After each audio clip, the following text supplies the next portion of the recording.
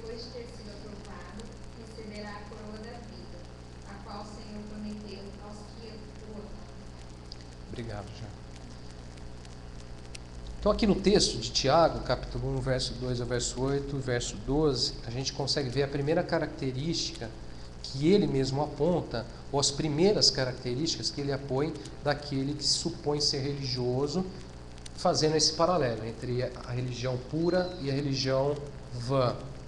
Vamos olhar, qual que é a primeira, a gente vai sempre tentar olhar para o lado positivo, depois a gente tenta olhar para o lado negativo. Então, aquele que é a sua religião pura, né, qual que é a primeira característica que ele aponta? Se alegra nas provações. O que vocês acham? Está relacionado com o que você falou.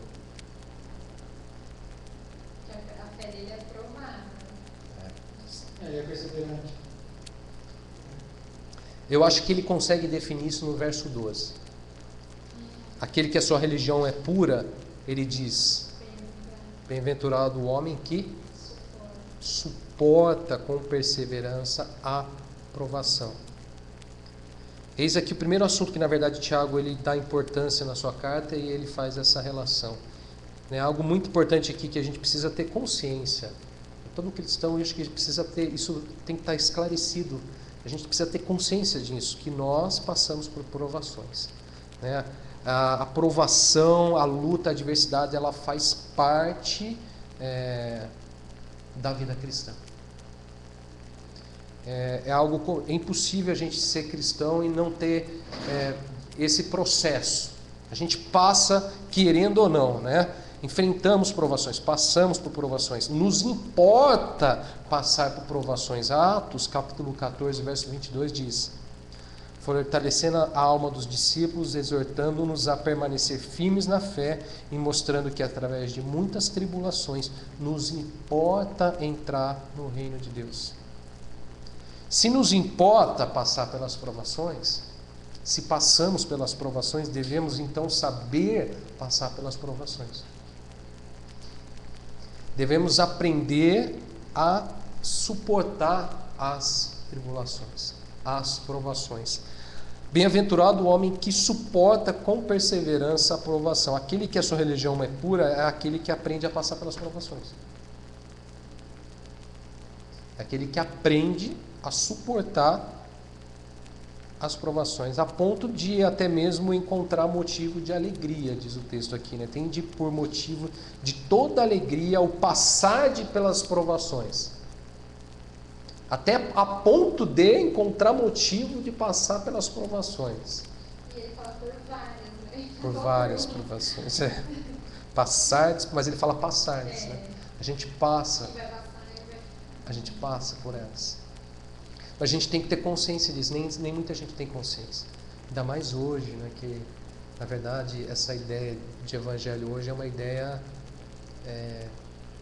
muito ilusória, é muito falsa, para muitos é uma brincadeira quase. É uma diversão, sabe? É uma diversãozinha, é um passatempo. Para muitos é um passatempo de fim de semana, né? O esclarecimento hoje do ser cristão, para muitos, essa questão de luta, de adversidade, não cabe, não se encaixa, porque na verdade ele está recebendo uma ideia de que ele vai ficar livre delas, né? Então, passando para essas pessoas a ideia de que o cristianismo livra disso. Vem para Jesus e Jesus vai te livrar disso. Isso é uma mentira. Por isso que a gente tem que ter consciência, porque na verdade, você vê aqui Tiago falando assim, tem de motivo por alegria por passagens, por várias provações. Ele não fala assim, tem de motivo por alegria porque vocês vão ficar livres das provações, né? Tem de motivo de alegria que Deus está te livrando das provações. E as pessoas acham isso. Deus vai livrar você das provações. Não é bem assim. A gente passa pelas provações, né? Glória a Deus que a gente não fica nelas, mas passa, mas elas estão aí. E a gente tem que ter consciência disso. Por que tem que ter consciência? Se a gente nunca tiver consciência disso, a gente nunca vai aprender a passar por elas. A gente nunca vai aprender a suportar elas. Se a gente não tiver sequer consciência de que isso faz parte, Como que a gente vai conseguir passar por elas? Porque a gente vai estar sempre acreditando que eu vou ficar de um dia ou mais cedo ou mais tarde, alguém vai me livrar disso. E não é o que o Evangelho faz. O Evangelho não fala que Deus vai nos livrar agora para sempre das lutas, das adversidades. Mas o Evangelho fala que Ele, com a sua graça, com a sua misericórdia, nós passamos por elas. É diferente. É diferente. Se não encontrar um personagem na Bíblia, sequer, que não tenha passado por lutas, que não tenha passado por adversidades.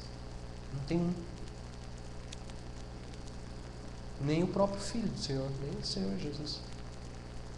Não tem um apóstolo, não tem um discípulo, não tem um profeta, não tem nenhum deles sequer teve essa ideia. Deus falou assim: bom, então agora eu te livro das tribulações, agora você vai estar longe das tribulações.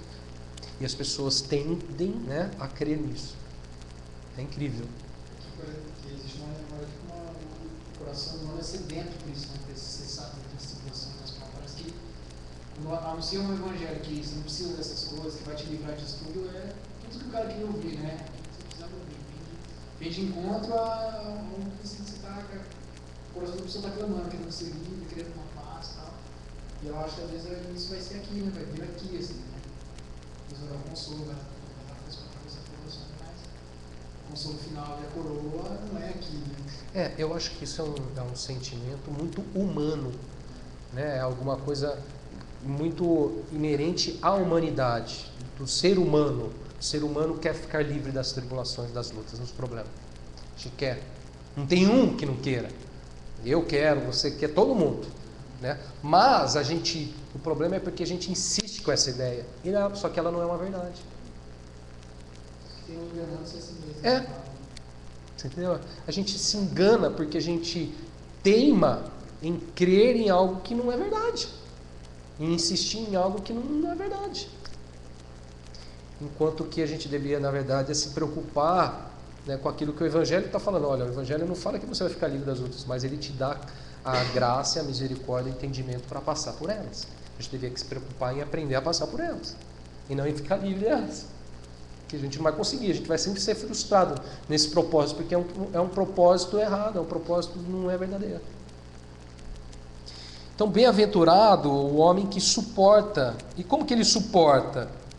Olha só, com perseverança, né? A aprovação, porque depois de ter sido aprovado, a gente é... Por que a gente passa pela aprovação? Para ser aprovado. Receberá a coroa da vida, o qual o Senhor prometeu aos que amam. Quando é que a gente recebe a coroa da vida? No texto aqui. Depois de ter sido aprovado. O Tiago fala: tende por motivos de alegria o passar por várias provações. É uma coisa extraordinária. Essa fé que ele fala, esse evangelho que ele fala, que ele... muito diferente, muito longe do que a gente tem visto, a gente tem ouvido, ou mesmo a gente tem vivido, não é verdade? É uma religião muito diferente, não é? Na prática é. esquisito. Mas se você parar para pensar, repara só, ele fala: tende por motivos de toda alegria ao passar por várias provações, mas ele não para aí. Depois ele continua assim: sabendo que. Por que alguns encontram esse motivo de alegria ao passar pelas provações? Porque sabe, olha só, sabendo que a aprovação da vossa fé, uma vez confirmada, produz perseverança. Olha só, porque sabe que a aprovação, ela produz, e ela produz algo na nossa vida. Tiago fala que produz perseverança. Agora olha só, ora a perseverança deve ter ação completa, para que sejais perfeitos e íntegros e nada deficiente. Sabe, olha só, por que eles encontram, a gente vê na Bíblia que alguns aqui encontraram alegria ao passar pelas provações? Porque sabe que a aprovação produz perseverança, e porque sabe que a perseverança, ela deve ter essa ação completa. Olha quanta coisa a gente devia saber. Olha quanto que, ao não ter consciência disso, a gente acaba perdendo. A gente perde essa consciência de que a gente passa pela luta, e por causa que nos importa passar pelas lutas, pelas aprovações. Por quê? Porque a gente devia, né, ao não ter consciência disso, a gente perde esse conhecimento, esse saber que a aprovação produz perseverança, saber que a perseverança ela deve ter ação completa. Olha só. Para que sejamos perfeitos, íntegros, em nada deficientes. Na verdade, Deus está trabalhando, na verdade, Deus está operando na nossa vida, para que sejamos perseverantes, para que sejamos íntegros, para que sejamos perfeitos aos olhos dele, né? Então, por que a gente encontra alegria, né? Tem pessoas que, com a graça de Deus, com a misericórdia de Deus, acabam encontrando alegria, tem motivo de alegria ao passar pela luta, porque sabe, a resposta é o saber, é o ter conhecimento, tem motivo de alegria, sabendo que a perseverança, né, a aprovação da fé produz perseverança, para que sejais perfeitos e íntegros.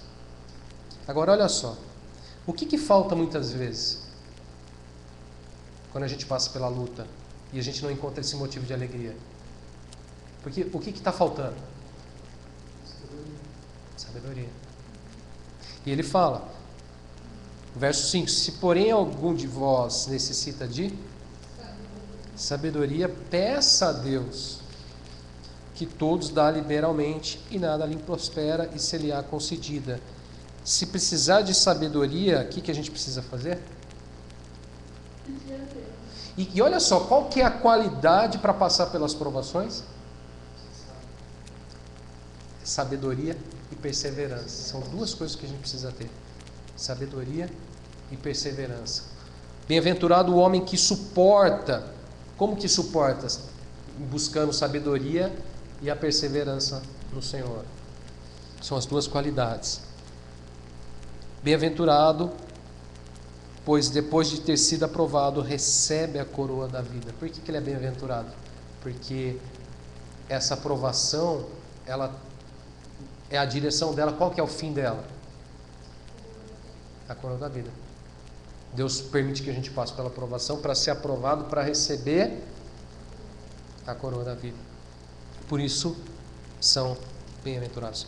Então, aquele que a sua religião ela é pura, é aquele que suporta com perseverança, com a sabedoria de Deus, as provações. Já, por outro lado, aquele que a sua religião é vã, o que acontece? Dá uma olhada aí no texto. Diante das provações, o que ele faz? Como ele é?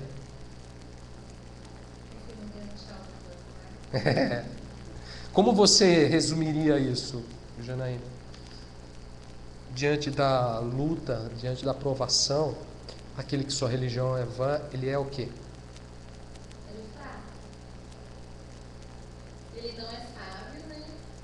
Não depende de Deus e se torna uma pessoa fraca. Que ela vai ir pela própria força dela. Olha só como o Tiago descreve. Ele coloca aqui uma expressão muito interessante. No verso 7.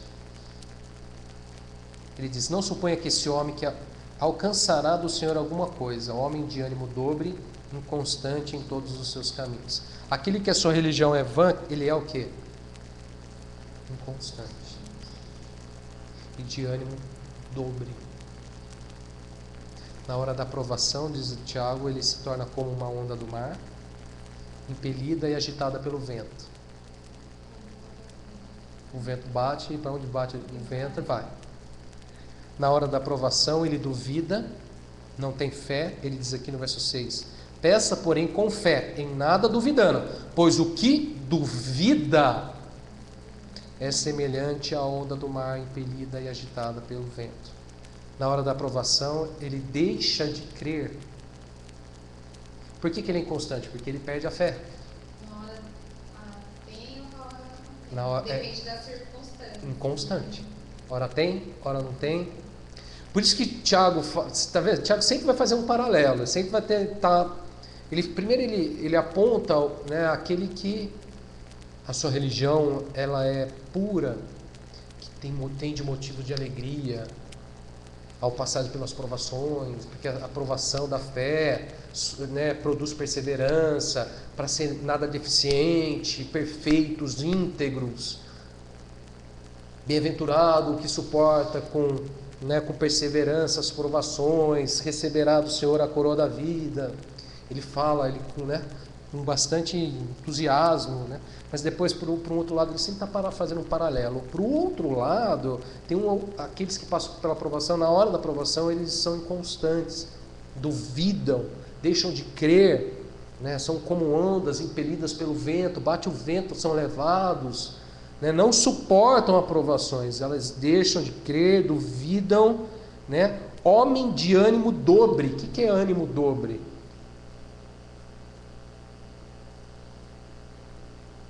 Justamente essa coisa dele, uma hora tá. Dualismo, né? Ora é, ora não é, ora é, ora não é, ora é, ora não é. É inconstante. A palavra, acho que ele resume bem aqui no ser inconstante. Agora, olha só que legal. Em todos os seus caminhos. Em todos os seus caminhos, ele é inconstante. Para estes, Tiago diz: não suponha esse homem que alcançará do Senhor alguma coisa.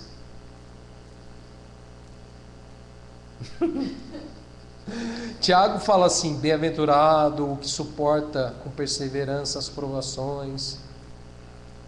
Ele fala isso, falando que receberá, depois de ter sido provado, a coroa da vida, o qual o Senhor prometeu aos que amam. Ele fala para esses, bem-aventurado, porque ele vai receber. Já para esses, ele fala assim: não suponha esse homem que alcançará do Senhor alguma coisa. Por que a gente tem que aprender a passar pelas provações, gente? É uma coisa que a gente tem que aprender. Faz parte daquele que a sua religião é pura, daquele que crê e a sua religião em Deus ela é pura. A gente tem que aprender a passar pelas provações, porque o ser inconstante, o ser de ânimo dobre, não nos leva a lugar nenhum. Esses dias também Deus tem falado bastante comigo em relação a depender dele, né? E ele tem me deixado bem claro que ou eu dependo dele, ou eu dependo de mim. Não tem meio termo. Verdade. Né? Ou a gente depende dele ou depende do homem, né? Ou eu dependo dele, deixo que ele resolva, né? Que ele esteja no controle das coisas.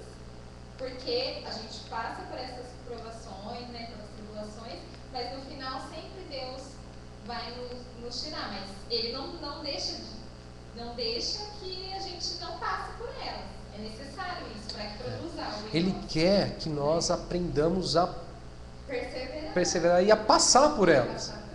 Mas se não, então faça você, minha filha. Mas não dependa de mim. Não. Mas é bem assim mesmo. É bem assim. Se Deus falou assim com você, Ele falou bem parecido como já falou comigo várias vezes. Ele falou exatamente dessa maneira, sem florear, né? Deus não dá essa floreada, né? Ó, não, fica assim que daqui a pouquinho melhora, dá aqueles tapinhas nas costas. Deus não dá esses tapinhas nas costas, né? Ou é ou não é. Você vai depender de mim ou você depende de você. Ponto. Pensa aí, para e pense.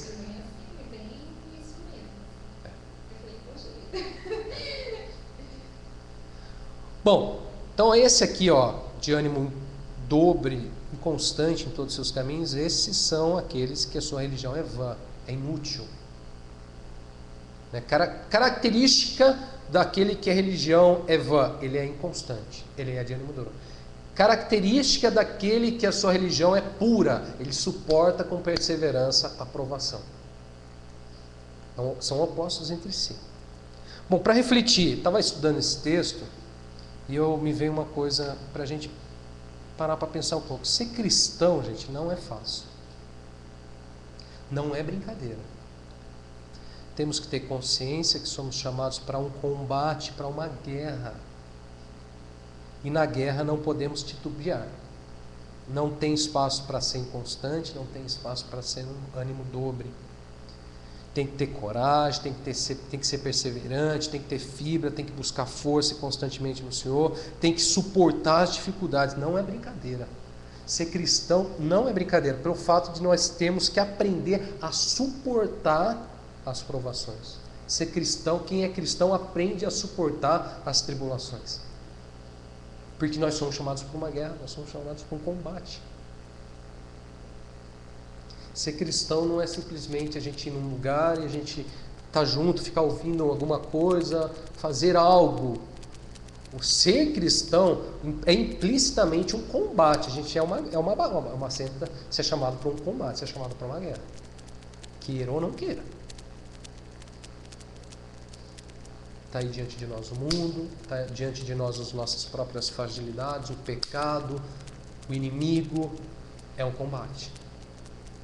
Eu estava lendo Tiago, e junto com Tiago eu tenho lido, hoje eu terminei uma leitura também de Juízes. Estava lendo Juízes. E essa leitura de Juízes foi para mim muito boa, assim, nunca me chamou tanta atenção o livro de Juízes como agora nessa última leitura. E uma coisa que fez, eu estava lendo os dois, fez um paralelo com esse assunto aqui, eu estava lendo Gideão. Vocês já leram Gideão? Já leram sobre a história de Gideão?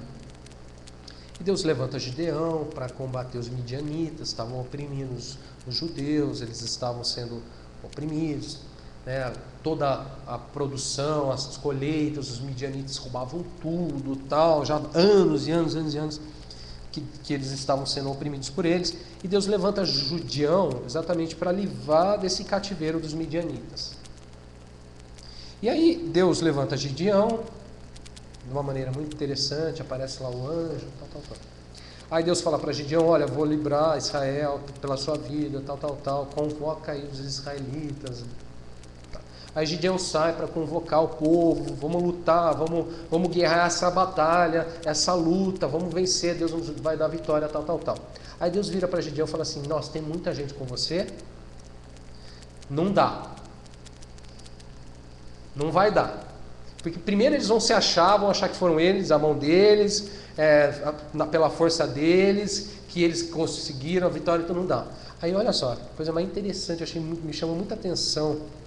Primeira coisa que Deus faz, quando Deus está querendo falar, não, vamos dar uma diminuída nesse grupo aí, que isso aí não vai dar certo. Para combater aquela batalha, a primeira coisa que Deus faz é livrar dos covardes. Deus fala para Gideão, manda os covardes embora. Quem foi covarde, quem tiver com medo, manda embora. Os primeiros a ir embora foram os covardes. Dentro daquela batalha, dentro daquele batalha de Deus, Deus estava levantando um homem para lutar uma batalha com o Senhor. E os primeiros a ir embora eram os covardes. E eu fiquei fazendo um paralelo com isso, com essa questão da aprovação e com a questão do ser cristão. Para ser cristão, gente, não tem lugar para covardia, não dá. Porque você foi chamado para uma batalha, você foi chamado para um combate. Ser cristão não é brincadeira, como muita gente está achando que é. Por que muita gente naufraga na fé? Porque leva a coisa na brincadeira, leva a coisa na fraude e não tem essa consciência. Não, você não está brincando, isso não é uma brincadeira. Ser cristão não é brincadeira. O preço, o sacrifício é extremamente alto, não é mole. Não é mole nadar contra a maré, contra esse mundo que vive o que vive, que anda como anda. Não é brincadeira. De ver nas pessoas a falta de amor, a falta de verdade, de justiça, de crédito, de ver o desprezo, de viver nesse mundo. Não é brincadeira. Ser cristão não é brincadeira. Se a gente não leva a sério, a gente é engolido. Se a gente é inconstante, a gente é engolido. Se a gente viver de ânimo dobre, a gente é engolido. Se a gente titubear, a gente é engolido. É ou não é? É ou não é? Então, para a gente pensar, né? A primeira coisa, a gente tem que ser alguém que aprende com o Senhor. É no Senhor que a gente aprende, é na força dele, é na graça dele. Interessante de Gideão também é que a batalha que Deus levanta ele para guerrear os midianitas, que era um povo numerosíssimo. E ele acaba indo para a batalha somente com uns 300 e alguma coisa, não lembro exatamente. Aí, olha que interessante, ele vai para a guerra sem espada, sem escudo, sem nenhum tipo de arma humana. Sem nenhum tipo de arma que você fala assim, essa é a arma para uma guerra. Ele vai com uma corneta, e com uma tocha. Ele pede para os 300 ficarem juntos e fazer tudo o que ele fazia, e na hora que ele toca a corneta, eles começam a tocar a corneta, e aí Deus gera um burburinho lá no meio dos midianitas, eles começam a se matar eles mesmos. A gente tem que aprender a combater. A gente é chamado para essa batalha, a gente é chamado para esse combate, e a gente tem que aprender a combater, porque não é da mesma maneira que a gente imagina. Não é com as forças, não é com as armas dos homens, não é com as forças, não é com a nossa força, não é com a nossa própria força. E é com gente que está no mesmo espírito. É com gente que está na mesma chamada. Faz o que eu faço. Ele fala. E os caras fazem a mesma coisa. A gente tem que aprender a combater essa luta, esse combate. Paulo termina o ministério dele falando assim: combati o bom combate. Para ele foi um combate. Acho que talvez para muitos, você olha assim: o que foi sua vida cristã? Foi uma maravilha, foi não sei o que, eu me diverti muito. Para ele não, foi um combate. E eu fico um pouco mais para esse lado. Eu acho que é um combate mesmo. A gente tem que aprender. Deus terminou o ano comigo e começou o ano falando isso. A gente tem que aprender. Eu tenho que aprender a combater o bom combate. Eu cheguei à conclusão que ainda não sei. Estou começando a aprender. Começando a entender um pouco melhor. Não sequer entendia que eu tinha que passar por esse combate. Eu não estava tão consciente assim, não. Há uns anos atrás eu achava que eu era um pouco mais brincadeira do que eu imaginava. Mas não era. É um pouco mais sério do que eu imagino. A gente tem que aprender a suportar as provações. Bom, segunda característica. Alguém quer falar alguma coisa sobre isso? Quer falar alguma coisa? Tiago capítulo 5, verso 7 ao verso 11. É uma outra característica que está relacionada diretamente a isso. Eu puxei lá do fim do livro, mas tem uma relação com o que a gente falou agora. Então, vamos lá. Tiago 5, verso 7 ao verso 11. Sede, pois, irmãos, pacientes até a vinda do Senhor. Eis que o lavrador aguarda com paciência o precioso fruto da terra, até receber as primeiras e as últimas chuvas. Sede vós também pacientes e fortalecei o vosso coração, pois a vinda do Senhor está próxima. Irmãos, não vos queixeis uns dos outros, para não serdes julgados. Eis que o juiz está às portas. Irmãos, tomai como modelo no sofrimento e na paciência os profetas, os quais falaram em nome do Senhor. Eis que temos por felizes os que perseveraram firmes. Tendes ouvido da paciência de Jó e vistes que fim o Senhor lhe deu, porque o Senhor é cheio de eterna misericórdia e compassivo. Bom, aquele que a sua religião é pura, aqui nesse texto, qual que é a sua qualidade?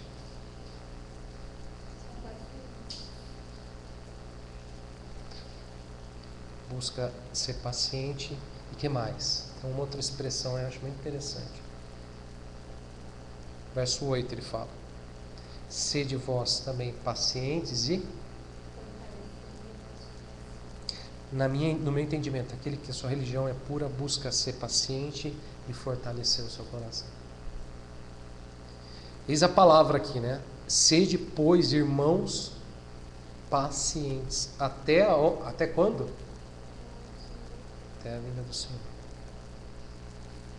Sede também vós pacientes e fortalecei o vosso coração, pois a vinda do Senhor está próxima.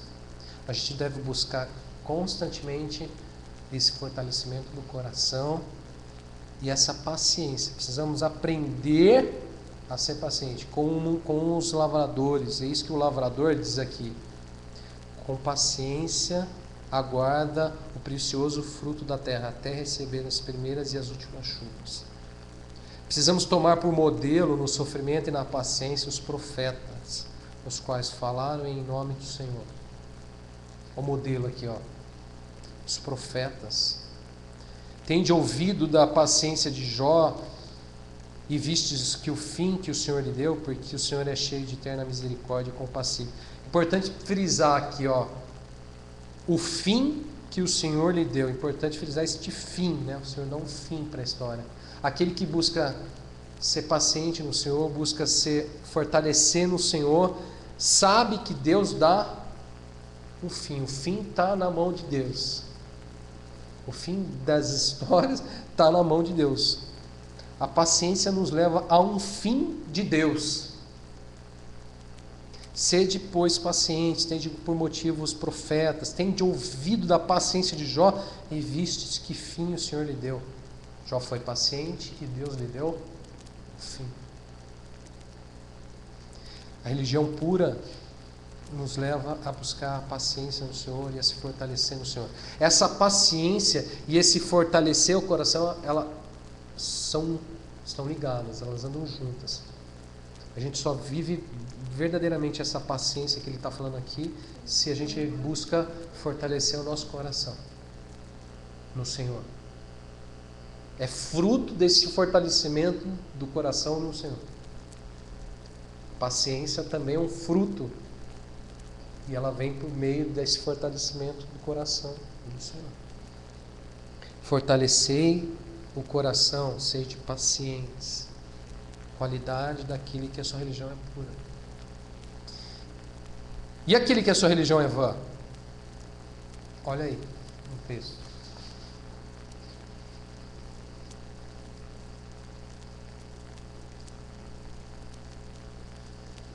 Qual que é o oposto? Se queixa. Aquele que a sua religião é vã, queixa-se uns dos outros. Tiago diz: não vos queixeis uns dos outros, para não ser julgados. Eis que o juiz está às portas. Interessante esse paralelo que Tiago faz entre queixa e paciência. Aparentemente um é o oposto do outro, né? Eu creio que a gente pode dizer o seguinte: o que não tem paciência se queixa. Isso é vão. Até porque quando Jesus nos deu o mandamento de amar uns aos outros, a paciência É é fruto, forma de amor, né? É fruto. é qualidade, é característica. Quando você tem paciência, você também está amando. Uhum. Com certeza. Então tá no contrário mesmo. É o contrário. Você já tinha pensado nisso? Já tinha parado para pensar nisso? Eu notei esse oposto, esse paralelo que ele faz aqui agora. Eu nunca tinha notado assim. O oposto de paciência é aquele que se queixa. A impaciência nos leva a nos queixar uns dos outros, reclamar. É a questão da sabedoria que ele fala no nosso texto também, que fala de sabendo que se você tem a sabedoria que você sabe que aquela aprovação é que produz aqui, o fim daquilo, você não se queixar dos outros irmãos é nada mais que se atribuir a eles a culpa por aquilo que está acontecendo. Fica achando um culpado, né? Fica procurando um culpado, você fica achando um motivo, uma razão. Aí ele fala lá naquele texto, fala assim, tem de por motivo de alegria o passado. É uma outra ótica, né? É uma outra ótica, um outro enxerga diferente, né? Nota diferente, percebe diferente, reage diferente. Até porque aqui, Tiago está exortando, ele não está reclamando, ele está exortando, né? Exortando. Está instruindo. É. Ele poderia muito bem se queixar. Então, sempre faz isso, né? Se você já sabe. Mas não, ele está exortando. Eu acho que assim, a qualidade daquele que suporta as provações é a perseverança, é a sabedoria e a paciência. Tem mais, mas essas com certeza. Aquele que suporta a provação, ele busca sabedoria no Senhor, busca se fortalecer no Senhor, a perseverança, e ele busca a paciência. E eu acho interessante porque aqui ele deixa bem claro, ele fala não vos queixeis uns dos outros. Ele não fala não vos queixeis com.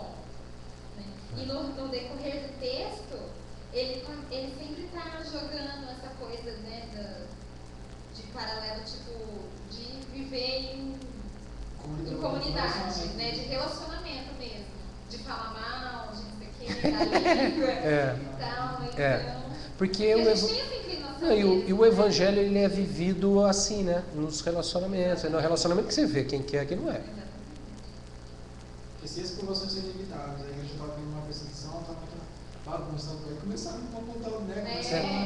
Então, aí que está, uma coisa muito legal que vocês pegaram agora, que vocês falaram, é a ótica do evangelho de Tiago é um evangelho a ser vivido e ser vivido entre pessoas, né? Pessoas que se relacionam e que vivem o evangelho. Isso é evangelho para ele. A ótica hoje do evangelho é um evangelho que se vive em cima do altar lá, de apresentação. Apresentas.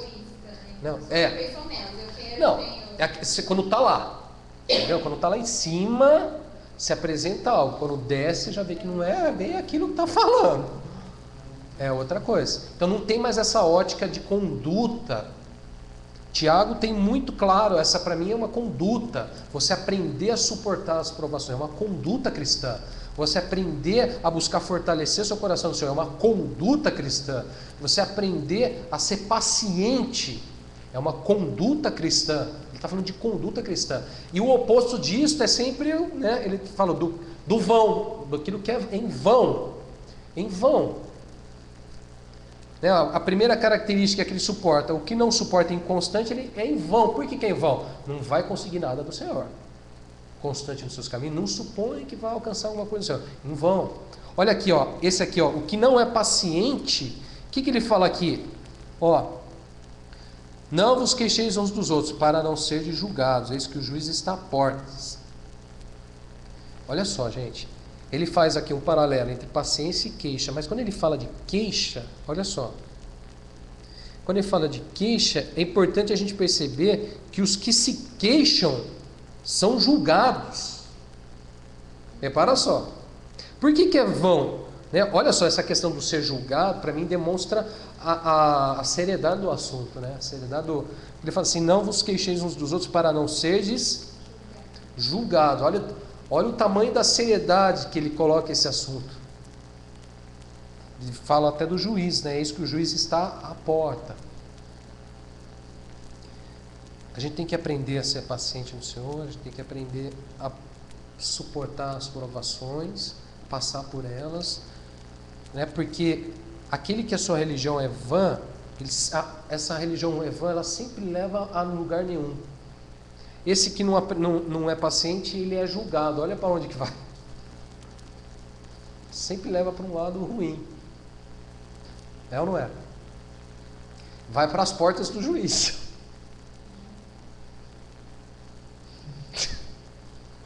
Que está à porta. É ou não é vão a sua religião? Esse que se queixam uns dos outros. Porque a hipocrisia é total. Está deixando de praticar uma coisa que sai da boca do próprio Cristo, né? Não julgueis, sem ser julgados. Você nunca vê mesmo. Mas no seu nome, no monte natal, você está praticando, está tudo ligado, né? Está ligado. Está ligado.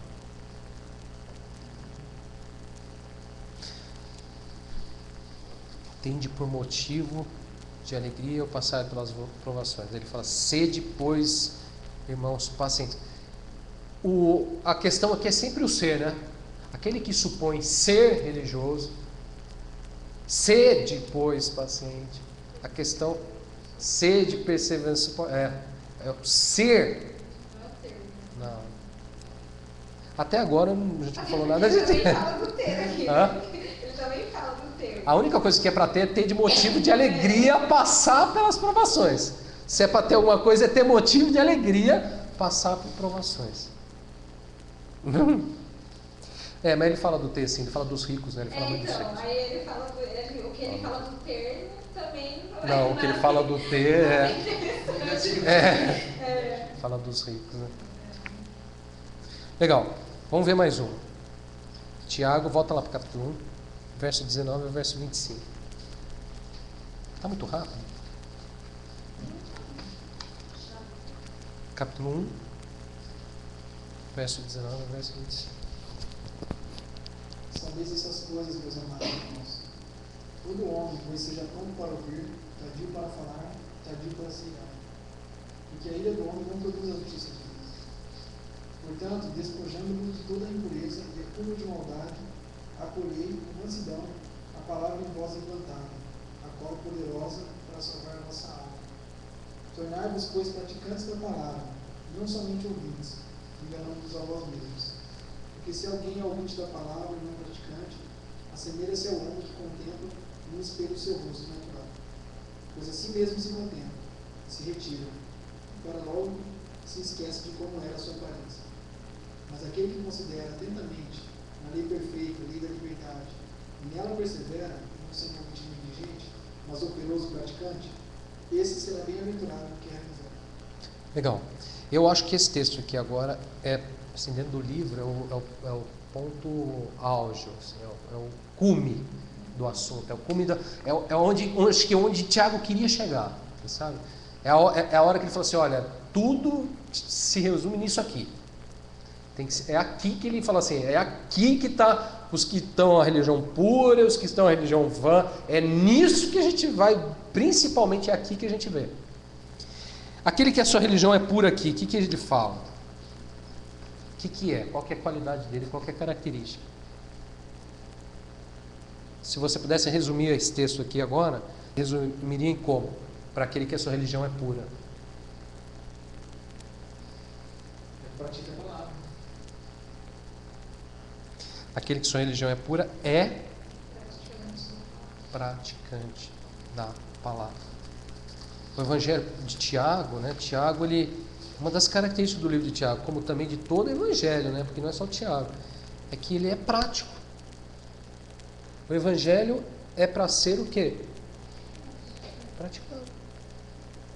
O Evangelho é prático. A palavra diz que aquele que considera atentamente a palavra e nela persevera, sendo operoso, praticante, esse será bem-aventurado no que realizar. Olha só, operoso, praticante, esse será bem-aventurado no que realizar. Novamente a expressão bem-aventurado, né? Tiago, ele faz um paralelo muito tremendo assim, com o livro de Mateus, o Sermão do Monte, com as bem-aventuranças. Tiago é um livro das bem-aventuranças também. Só nesse pouco dos textos aqui, quantos bem-aventurados ele já falou? Vários. Bem-aventurado o homem que pratica, ele fala, a palavra. Aquele que é praticante da palavra. O Evangelho é para ser o que, gente? Praticado. Qual que é o engano de muita gente? Não praticar. Não pratica a palavra. Não bota em prática. Vê o Evangelho, vê o cristianismo como assim, uma filosofia só, uma reflexão. Algo para ir, ouvir e se sentir bem. Quer se sentir bem. Como que um passe cristão, passar por um passe evangélico. É verdade. É ou não é? Tomar um passe, está muito carregado.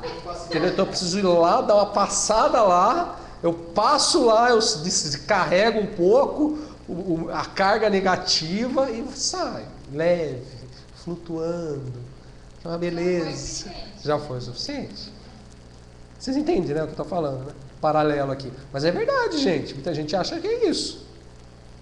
Se não for, se não tremer, se não achou, se não falou com, né, aqueles pentecostais que tem que falar com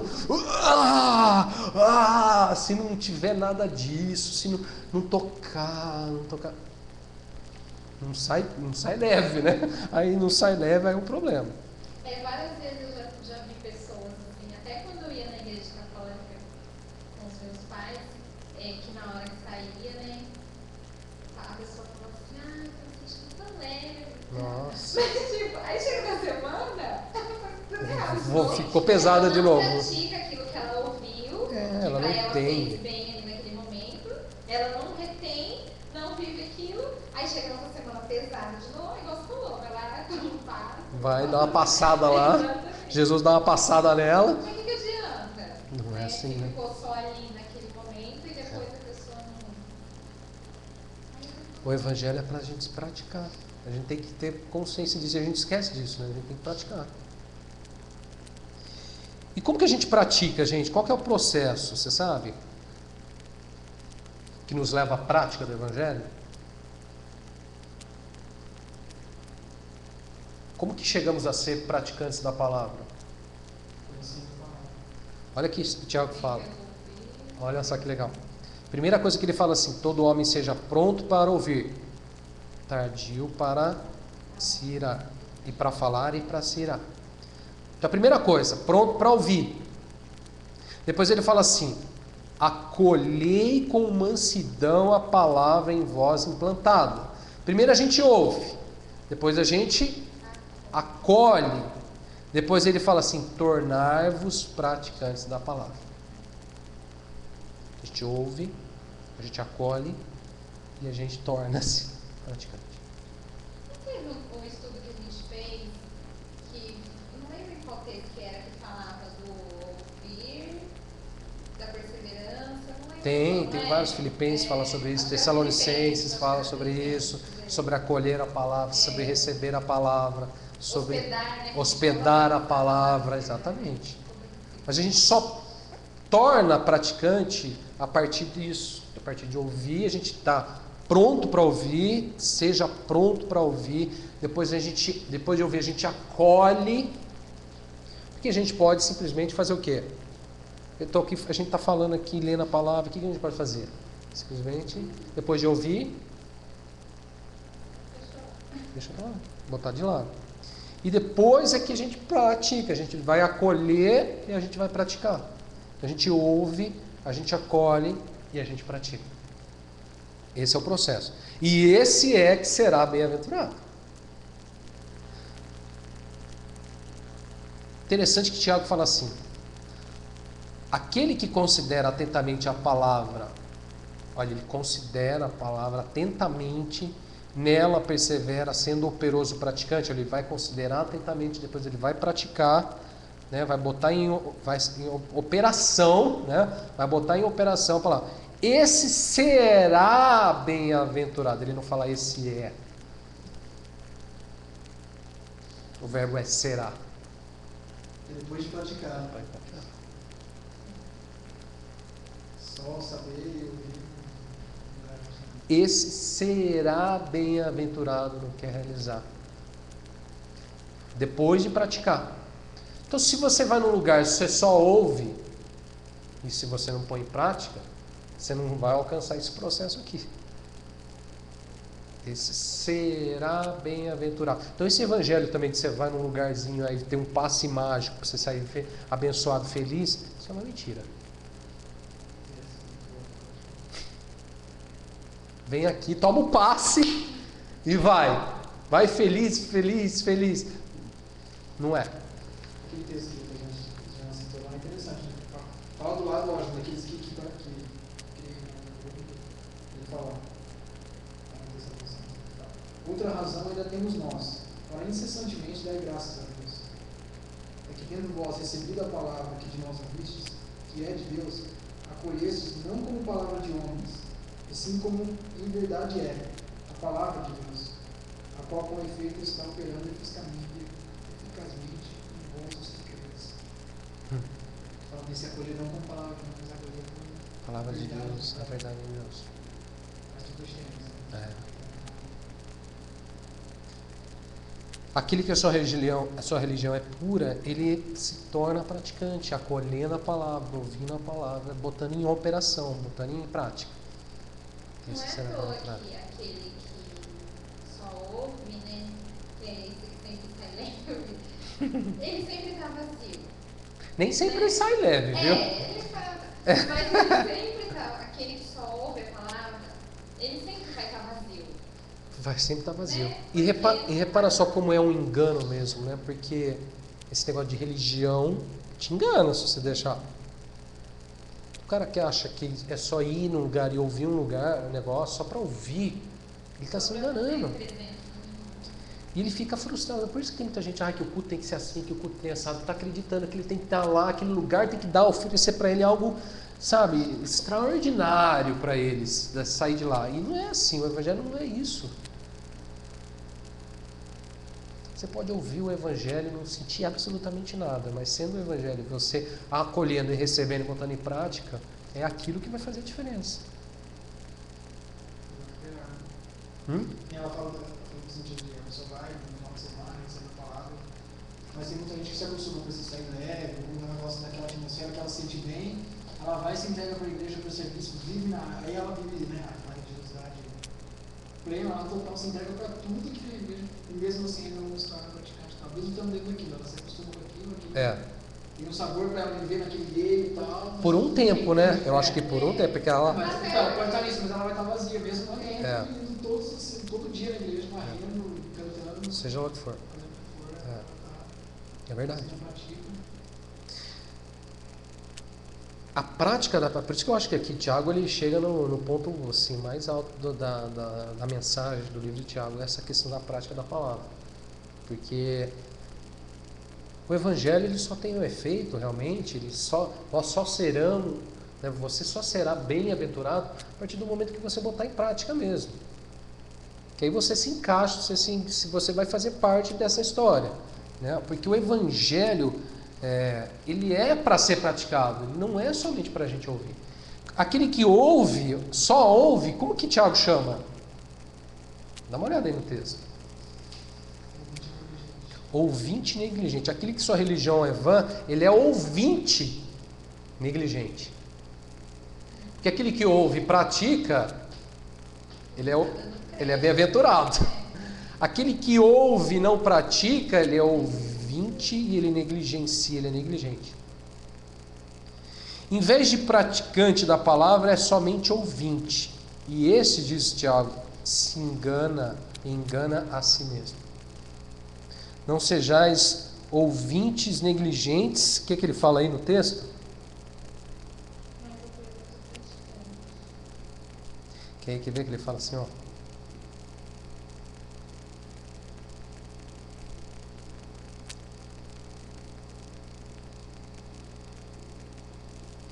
Deixa eu achar aqui. Perdi.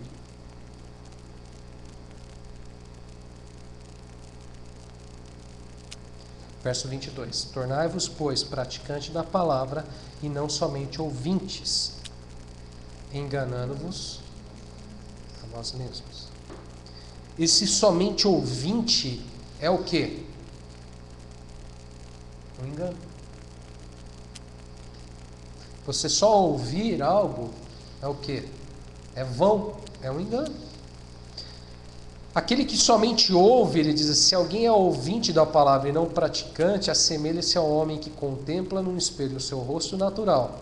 A si mesmo se contempla e se retira e para logo se esquece de como era a sua aparência. É interessante, porque quando você vai para o banheiro, você olha no espelho, você olha a sua imagem e tal. Depois você sai, você começa a fazer outra coisa tal. Logo, poucos minutos depois, você se esquece da sua aparência. Não tem efeito nenhum. Assim é o que não pratica a palavra. Você só ouve a palavra, você é ouvinte, somente ouvinte da palavra. Você sai, poucos minutos depois, o Evangelho é tudo aquilo que você ouviu, por mais bonito que for, por mais, me senti alegria, paz, felicidade, o passo foi maravilhoso. Se for, depois de pouco tempo, depois ele já não tem mais efeito nenhum, não serve para nada. Se você não botar em prática. É mesmo que assim, um exemplo prático, né? Todos nós aqui estudamos, fazemos faculdade, aprendemos um monte de coisa, só que se depois você não entrar no mercado de trabalho e não for fazer aquilo, você vai esquecer. Você esquece. Um monte de coisa. Você pode esquece coisa, né? tudo. Mas você esquece tudo. Igual Esquece terminei a tudo. faculdade Coisas no mais ano, não lembro simples. quase nada, né? Coisas mais simples. Porque você não pratica, se você não trabalhar com aquilo diretamente, Você esquece. você esquece.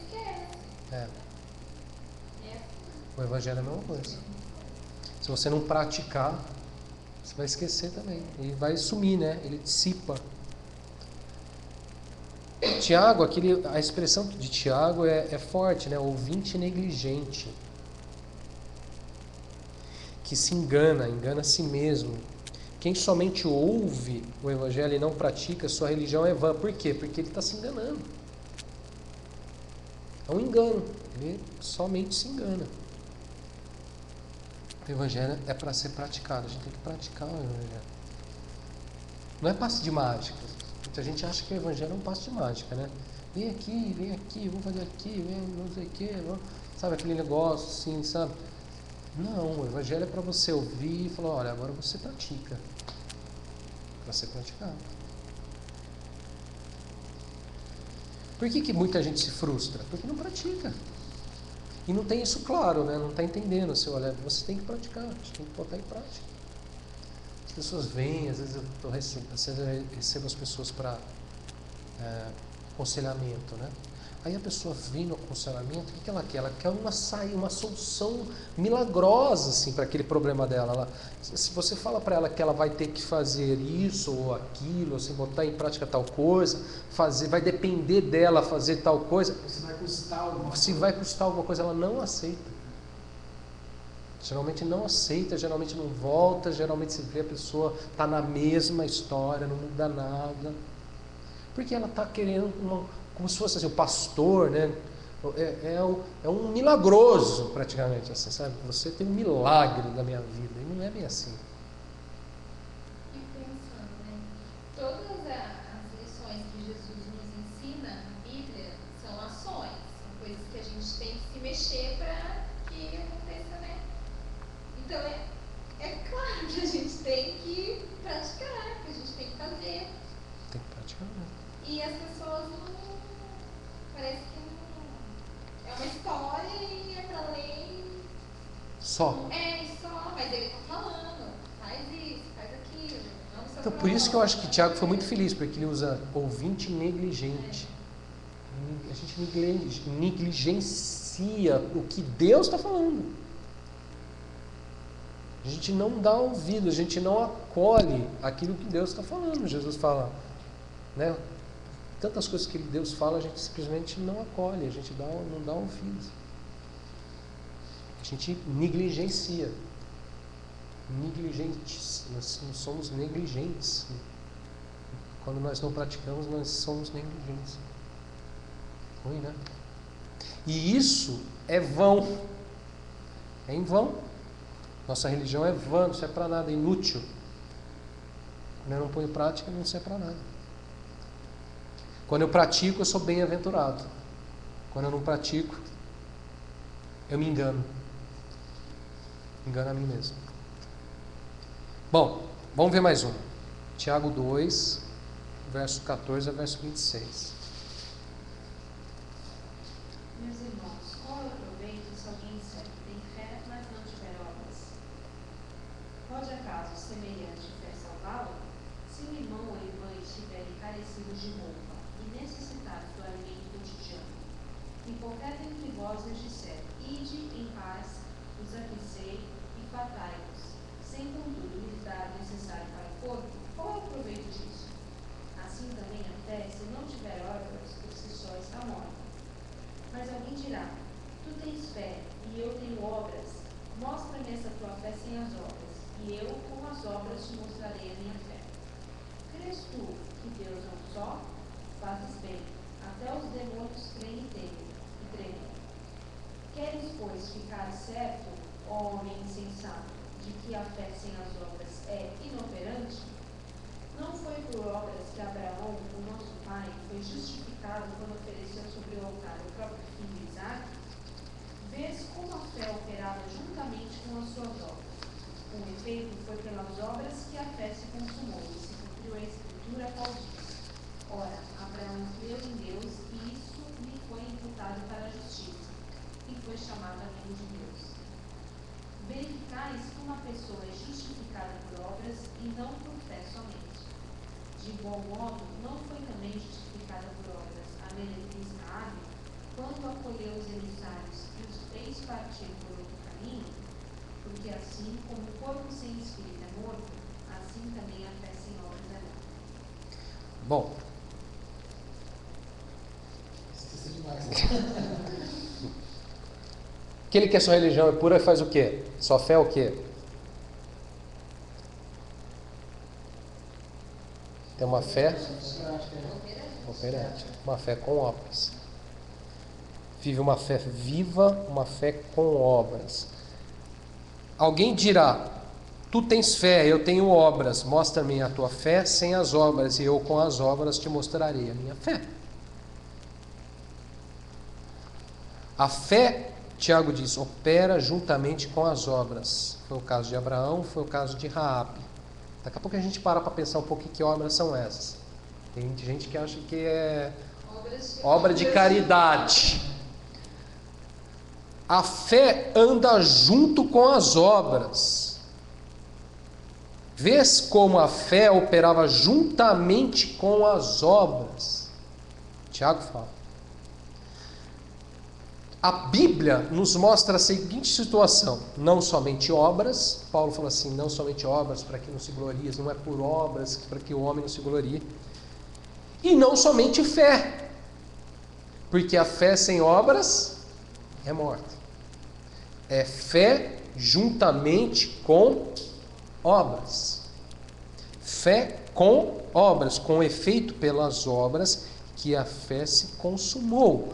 A fé se cumpriu com obras. A fé ela é viva quando ela está aliada às obras, quando ela é operosa, quando ela bota em prática. Porque o evangelho é para ser praticado, a fé é para ser praticada. A fé é viva quando nós praticamos. Quando nós duvidamos, quando nós somos inconstantes, ânimo de dobre, e não botamos em prática, ela não é viva, ela é vã. Ela é em vão, ela é inútil. Né? Como Deus falou para você, né? Ou a gente acredita e confia em Deus, ou não confia, não vai servir para nada, confia em nós mesmo, acabou. E quer brincar. Mais ou menos isso. Há uma grande chance, viu? Há uma grande chance. A fé, né, ela deve estar acompanhada das obras. Que obras, gente, são essas? Quais os exemplos aqui que ele fala de obra? Quem aqui que ele citou aqui? Abraão. Quais são as obras de Abraão? Obediência. Até que ponto? De dar o seu próprio filho para ser o filho que Deus prometeu para ele. Então, a obra dele foi o quê? Obedecer. Você não vê a obra aqui que muita gente entende, fala assim, eu vou lá levar uma cesta, vou levar uma cesta básica lá na... Ele não está falando nem nada disso. Que é o argumento do Espírito. Com certeza. Raabe aqui é outro exemplo. Qual que foi a fé de Raabe? E foi a obra de Raabe. Acolheu, lembra? Os espias que estavam lá na terra, em Jericó, aquela coisa toda lá e tal. Foram lá, acolheu eles, falou, não, tenha misericórdia, não queremos ser destruídos. Aí ela operou a fé dela, que Deus podia lhe dar livramento para ela, acolhendo. Então ela agiu, né, realmente recebendo. Ela também não, você não vê Raabe em momento nenhum indo lá numa... Ela recebe, ela agiu para com eles, né? Agiu em função deles, ela é muito diferente. Teve misericórdia, né? Teve misericórdia, teve, né? Porque eles estavam lá escondidos, ela acolhe eles escondidos para que eles não fossem mortos. A fé, gente, ela é viva quando ela é demonstrada pelas obras, pela prática, pela operosidade. Eu gosto muito desse texto aqui, ó. Tu tens fé, eu tenho obras, mostra-me essa tua fé sem as obras, e eu com as obras te mostrarei a minha fé. Muito legal. Eu acho que esse texto, quando se fala de obras, né, eu acho que tem, até a gente estava estudando isso, veio Deus, assim, realmente nos revelou a questão dessas obras, que eu acho que é muito mal esclarecido. As pessoas, quando se fala em obras, pensam direto no físico, né? Na questão física, de fazer uma coisa. Lógico que Deus também nos usa, né, para isso. Mas a gente pode chegar lá, a gente pode chegar, né, chegar mas nisso. eu acho que quando se trata disso, é a obra que Deus vai operar na gente, né, no fruto que a gente vai dar através daquilo que Deus...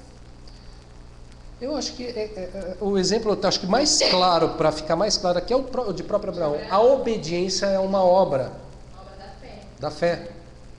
A paciência é uma obra da fé. O suportar a provação é uma obra da fé. A perseverança é uma obra da fé. O não duvidar é uma obra da fé. É a fé. O achar, ter motivos de alegria ao passar é uma obra da fé. São obras da fé. São obras da fé. Não se queixar, né? O não se queixar, uma obra da fé. O não ser negligente, ouvinte negligente, é uma obra da fé. Você está praticando, você está botando em obra. Mostra-me a tua fé. Eu ouço e eu pratico. Está aqui. Deixa eu ver as suas obras, eu vou ver a tua fé. Eu pratico. Tó. Veja, todo dia aqui, tem compromisso, faço isso, tá.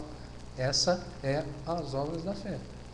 Mas como ver a fé sem as obras? Sem essas, se você não bota em prática, se não há essa prática, se você não tem essa vivência, não tem a fé. A fé é vã, é morta. Aquele que a sua religião é vã, a sua fé é morta. Eu gosto dessa pergunta aqui, ó, que ele faz logo no começo, verso 14. Meus irmãos, qual é o proveito de uma religião vã, de uma fé morta? Qual é o proveito se alguém disser que tem fé, mas não tiver obra? Qual? Nenhum. Se um irmão, ele dá um exemplo aqui, se um irmão estiver carecido de roupa e necessidade de alimento, e dissermos, ide em paz, aquecei-vos e fartai-vos, sem contudo lhe der necessário para o corpo, qual é o proveito disso?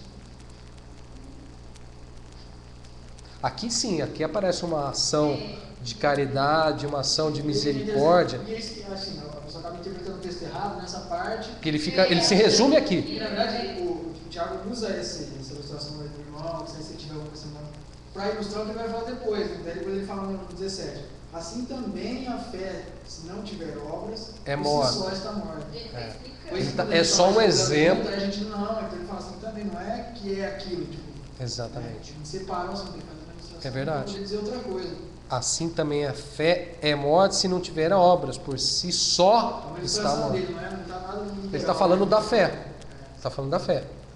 A fé, porque ele fala assim, aqui apareceu uma pessoa com fome, necessitada, e aí você falou, vai embora, se aquecer, e vai se fartar. Como que ela vai se fartar se ela não tem comida, se não tem ainda? Quando eu estava fazendo uma sem vão. curso da Jacum, a gente foi fazer um trabalho com moradores de rua, e o rapaz que coordenava o trabalho da Igreja Batista aqui, ele falou que o argumento de você chegar até aquelas pessoas, né, para se aproximar, é você levar alguma coisa para ela comer, levar um cobertor, alguma coisa. Porque como que você vai chegar para a pessoa que está com fome, que está morando ali, está passando frio? Aí eu vim falar de Jesus para você. Ah, mas antes de falar de Jesus, você me dá o que comer, que eu estou com fome. Essa é a minha primeira necessidade. Né? Então, da mesma forma é a nossa fé. Né? Não adianta só a gente falar, a gente tem que fazer alguma coisa também. O amor também, né? A gente fala de amor, mas se a gente não vive o amor, não serve para nada. Como a fé, se a gente fala da fé e não vive a fé, a gente não serve para nada. Ele está dando exatamente o que o Cristo falou, ele está dando só um exemplo, ele está exemplificando, né, que a fé ela tem que estar acompanhada de ação. E ele fala naquele texto que você destacou, né? A fé operava juntamente com as obras. Do mesmo jeito que você não pode fazer missões sem dar o alimento, levar Cristo e suprir uma necessidade social, da mesma forma você não pode ter uma fé que não tem... junto, as duas têm que estar juntas, é fé com obra, não é só obra e não é só fé. Fé com obra. Pode ser até uma ação de caridade. Pode chegar a ser uma ação de caridade. Mas tem muita gente fazendo caridade sem fé. E tem muita gente sem entender por que está fazendo, né? Ou sem amor, sem nada disso. A fé, ela opera junto com as obras. Uma fé sem obras, ela é morta. A fé sem obras por si só é morta. Tiago diz, fique certo, ele fala, ó homem insensato, de que a fé sem obras é inoperante. Uma fé que não opera, ela é inoperante, ela não serve para nada. Inoperante significa não serve para nada, não opera em nada, não faz nada, não tem ação nenhuma. Ele fala, pode acaso semelhante fé salvá-la, se a fé não tiver obra? Exatamente. E uma coisa muito interessante que ele fala aqui também, assim, porque assim como o corpo sem espírito é morto, assim também a fé sem obras é morta. A obra é o espírito da fé.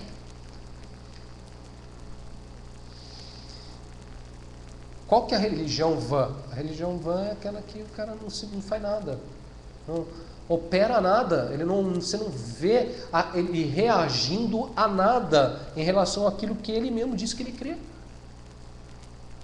Que é o mal hoje de muitos cristãos. Eles pegam e falam assim, você é cristão, eu sou cristão, mas você olha e fala assim, mas cadê a reação dele em relação ao que ele fala que ele crê? Você não vê nada. Não há uma ação de amor, não há uma atitude de amor, não há uma atitude de verdade, não há de posicionamento, de compromisso, de fé, de pureza, de suportar, de perseverança, de nada. Não é nada. Você fala, nada. Você vê, a pessoa vive uma religião vã, inútil. Que não serve para nada. Fé com obras, praticar palavra. Isso aqui são duas coisas assim, claro, andam juntas, né, gente? A gente anda junto. A gente tem que praticar, a gente tem que botar em obra, né? Obra. Eu gosto dessa. Eu trabalho, isso aí sabe, eu sou arquiteto, trabalho com obra. E eu tenho um entendimento muito claro do que é uma obra. A obra tem projeto, a obra tem orçamento, a obra tem dinheiro que você tem que pagar, tem que comprar, contratar gente, comprar material.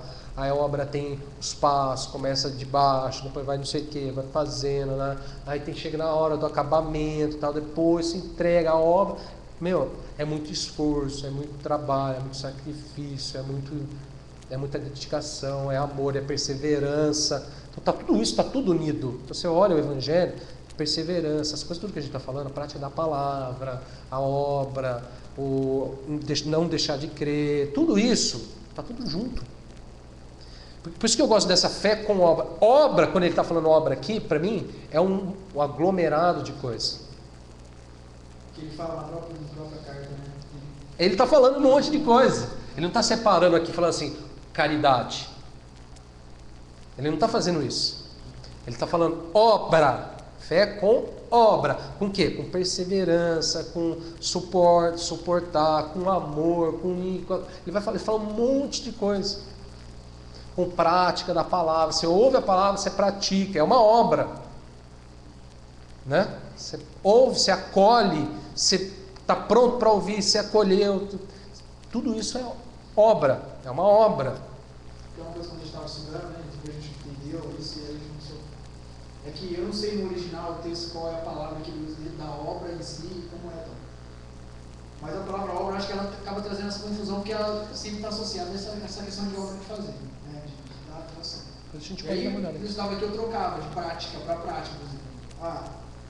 Né, Abraão, não foi por práticas, por praticar que Abraão, nosso pai, foi justificado. Quando se troca por prática, você entende. Acho que é mais claro. Que está querendo Talvez dizer. seja, a gente dá uma olhada depois. Porque a obra acaba levando a remetendo aquela coisa. Você sempre tem que ficar fazendo esse exercício para... De caridade, vem na nossa cabeça, né? Nosso entendimento aqui. Como religião. Como religião. Quando você muda, você fala... É. Por isso que muita gente chega na igreja, né, ele quer participar das coisas. Porque na cabeça dele ele tem que entender, isso é mais importante, tem que fazer, tem que participar ali, não sei o que e tal. Aí, claro, é importante que ele participe e tal, mas não é exatamente isso que o Tiago está falando. A obra aqui... Só uma das obras está ali naquele praticante. É uma coisa, exatamente, é isso que você falou. Você entendeu? Tem que entender exatamente o entendimento do que significa obra. Obra, eu tenho esse entendimento, porque eu trabalho com isso todo dia. Obra, quando alguém fala, vamos fazer uma obra. Meus pais quiseram comprar, há pouco tempo atrás, minha irmã, estavam com a ideia de comprar um terreno, construir 3 casas, né, para morar junto. Então, eu falei assim, vocês entendem do que não é só comprar um terreno, não é fácil. Entendeu? Obra é uma série de coisas. Obra, no Evangelho, essa obra é uma série de coisas. Perseverança, fé, prática e outras coisas que ele vai falando ao longo da carta, né? Ao longo do texto, ao longo do livro. Vocês querem ver mais uma? Ou a gente para por aqui e depois continua sábado que vem? Agora sim, para o próximo capítulo. Vocês que sabem. Não, vai continuar Tiago. Não, eu fiz um só inteiro de Tiago, tá tudo aqui. Agora tá na metade. É que não dá pra gente falar tudo. Tá na metade. Não sei se sabe, dá pra fazer agora mais um, se quiser. Também então. É? Então tá bom. Então vai mais uma só. Depois a gente continua depois. Tiago capítulo 1, verso 26, depois capítulo 3, do verso 2 ao verso 12. Tiago 1, verso 26. Se alguém supõe ser religioso, deixando de refrear a língua, antes enganando o próprio coração, a sua religião é vã. Depois, 3, do verso 2 ao verso 12. 2 e 12. É. Porque todos tropeçamos em muitas coisas. Se alguém não tropeça no falar, é perfeito varão, capaz de refrear também todo o corpo.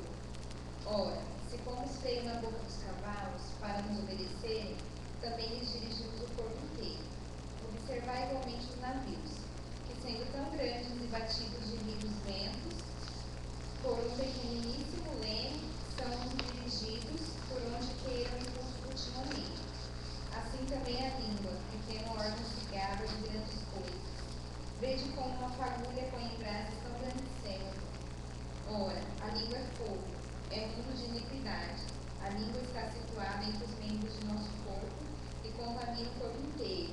E não só põe em chamas toda a carreira da existência humana, como também é posta ela mesma em chamas pelo inferno. Pois toda espécie de feras, de aves, de répteis e seres marinhos se doma e tem sido domada pelo gênero humano. A língua, porém, nenhum dos homens é capaz de domar. É mal incontido, carregado de veneno mortífero. Com ela bendizemos ao Senhor e Pai, também com ela amaldiçoamos os homens, feitos à semelhança de Deus. De uma só boca procede bênção e maldição. Meus irmãos, não é conveniente que estas coisas sejam assim. Acaso pode a fonte jorrar do mesmo lugar o que é doce e o que é amargoso? Acaso, meus irmãos, pode a figueira produzir azeitonas ou a videira figos? Tampouco fonte de água salgada pode dar água doce.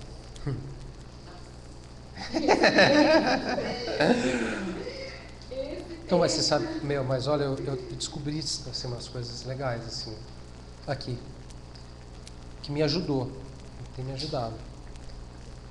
Primeiro, é que ele faz uma série de afirmações que eu nunca tinha notado, assim, com tanta... Não tinha prestado atenção como deveria ter prestado, já deveria ter prestado. E...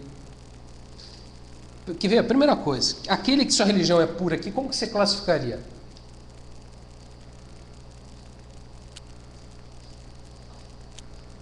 Ele consegue refrear a língua. Busca refrear a sua língua, né? Porque já está deixando bem claro que dominar nenhum dos homens consegue. Muito bem. Ele busca ser fonte de água doce aqui, né?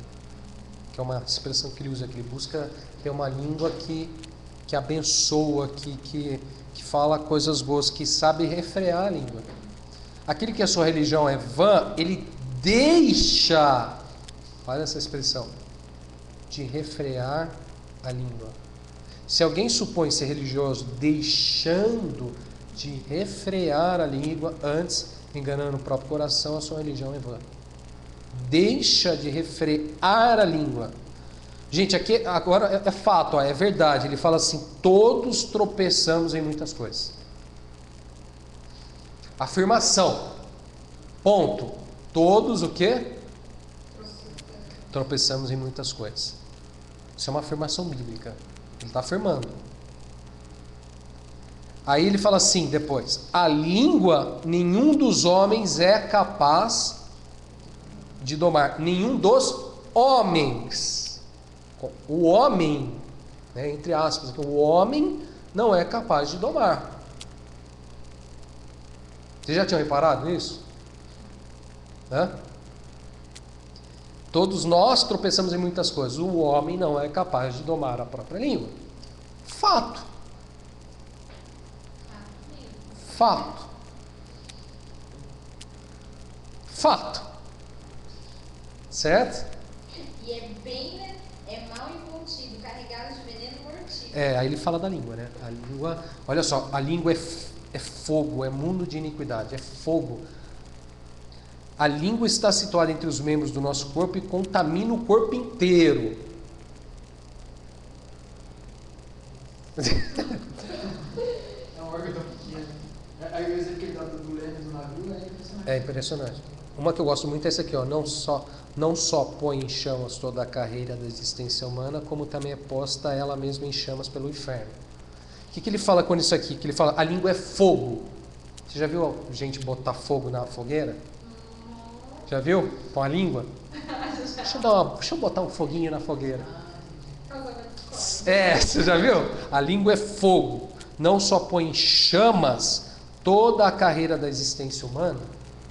Uma vez eu vi um pastor falando, né, que ele a filha dele estava nascendo, ele estava no hospital, a esposa estava ali na mesa de operação, a criança estava nascendo, e quando a criança nasceu, o médico virou e falou assim, mais uma sofredora, né? Só mais uma sofredora.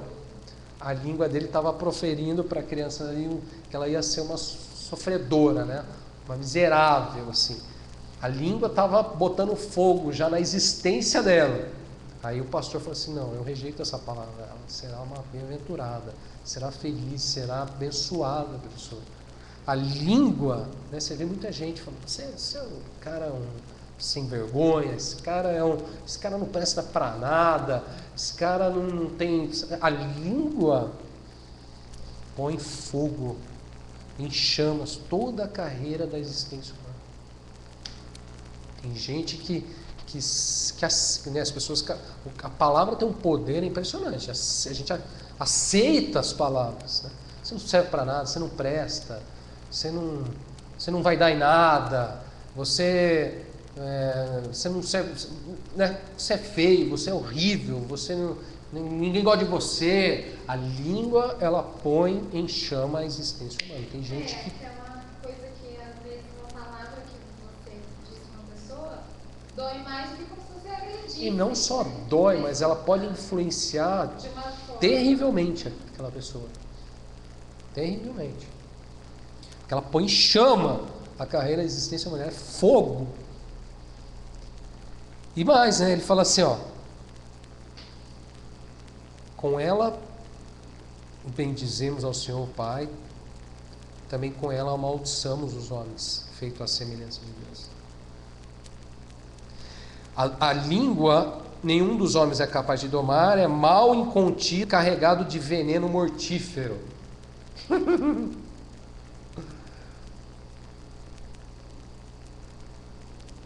Como a gente precisa da ação da graça de Deus, né? Isso é uma coisa que eu estou nascendo para entender. Meu entendimento ainda é muito pequeno. É o quanto a gente depende do Evangelho, a gente pratica. Mas essa prática, ela é na total dependência da graça, da misericórdia. Na total dependência da graça e da misericórdia. A gente vive por meio da vida de Cristo.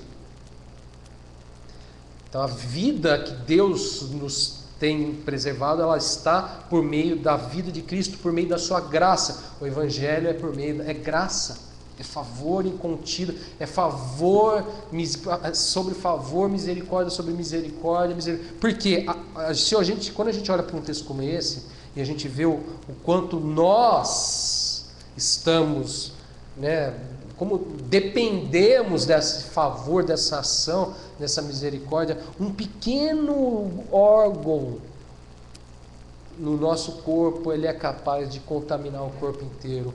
Uma pequena língua é capaz de fazer isso aqui. Eu acho que ele fala, né? Ele compara a língua a uma fagulha que põe em brasas a tão grande céu. Tão grande céu. Uma fagulha não é nada. Meu Deus.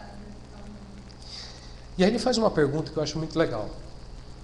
Que aqui a gente consegue tratar um pouco melhor esse assunto. Ele fala assim, acaso pode a fonte jorrar do mesmo lugar o que é doce e o que é amargoso? Ele pergunta: pode? Da mesma fonte uma água doce e uma água amargosa? Uma água amarga? Não pode. Acaso, meus irmãos, pode a figueira produzir azeitona ou a videira figos? Não. Tampouco fonte de água salgada pode dar água doce. Aí ele fala assim: meus irmãos, não é conveniente que estas coisas sejam assim. O que ele fala aqui? Esse assunto todo aqui ele trata como um assunto a ser conveniente e o não conveniente. O que não é conveniente? Não refrear a língua. O que é conveniente? Buscar refrear sempre a língua. A nossa língua, nós temos que buscar, isso é conveniente. Eu gosto desse assunto, é conveniente, irmãos, que vocês busquem refrear a língua. A gente tem que buscar continuamente refrear a língua, porque ela é o que ela é. O que ela é está bem explícito aqui, o que ela é. Ela é fogo, ela é mundo de iniquidade, né? Você vê na boca de gente, as pessoas, iniquidade atrás de iniquidade, é só sujeira, é só perversão, é só, isso não é conveniente. Deus fala mesmo, né, que não é o que entra que contamina, é o que sai, e sai pela boca, né? Sai pela boca. Pela boca. A boca é o... Com ela a gente bendiz a Deus e amaldiçoa os homens. Ele fala aqui, né? Isso não é conveniente, assim. Não é conveniente. A gente tem que buscar sempre esse domar da língua, mas não é nós que domamos a língua. É através da graça, através da misericórdia, buscar sempre estar sempre na presença de Deus, buscar sempre constantemente, buscar, né, estar sempre sendo cheio do Espírito Santo, buscar sempre, né, sempre que o Espírito Santo domine o nosso pensar, o nosso agir, o nosso falar, a nossa ação contínua, tem que estar sempre presente na presença de Deus, na graça, na misericórdia, porque o fato é que nós tropeçamos em muitas coisas. O fato é que a língua, nenhum homem é capaz de domar, então a gente tem que estar na presença dele. Ele é capaz. Como que nós vamos aprender a refrear a língua? É estando na presença dele, buscando encher a nossa vida, a nossa mente, o nosso coração, da palavra dele, da vida dele, ser influenciado por ele, pelo aquilo que a gente ouve, pelo aquilo que a gente... Tudo nele, né? Sempre nele. Claro que é. É fé. É com fé. É com fé. É por meio da fé. O justo viverá por meio da fé. Por meio da fé na ação de Deus, pela vida de Deus, na graça mesmo, no favor de Deus. Somente por Ele, né? Por meio dele, nele, por meio dele, para ele sejam todas as coisas. Mas é conveniente.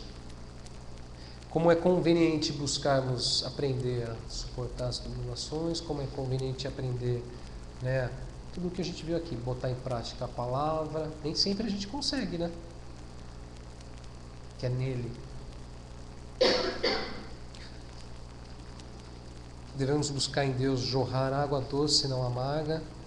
Somente assim nossa religião será pura, né? Devemos aprender no Senhor a refrear a língua, se queremos ser bênção e não maldição para o próximo. Porque com a nossa boca a gente pode lançar maldição aos homens, né? Se queixar dos homens, quanta coisa, né? O problema é que a gente, deixando de refrear a língua, a gente engana o nosso próprio coração, né? A gente se engana e a nossa religião é vã. Amém? Bom, depois a gente continua, né? Sábado que vem a gente continua. Se vocês quiserem dar uma lida. Eu separei mais... Tem pelo menos mais 3. Mas tem mais o livro, depois se vocês quiserem trazer mais também, tá? Depois a gente continua. Tá? Vamos orar?